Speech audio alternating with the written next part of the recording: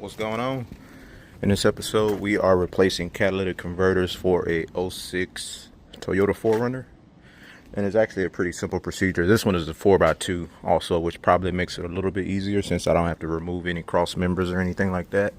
But the best thing you want to do first, I typically kind of like to warm it up for about 2 minutes, 2-3 minutes to kind of get those bolts at a certain temperature, but not enough to burn me when I'm working on it. It's a lot better with this. That way I'm able to have a 1/2 inch extension along with the 1/2 inch ratchet right there.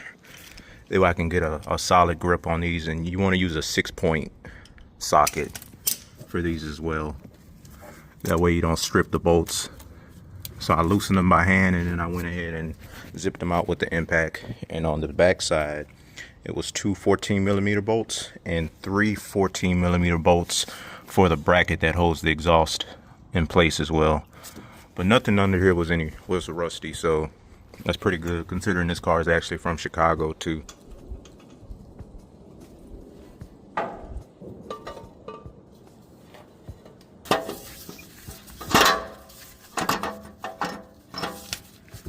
Make sure we replace this gasket too that goes on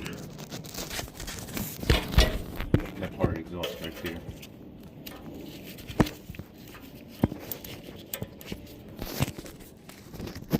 And pretty much the same procedure on this here passenger side.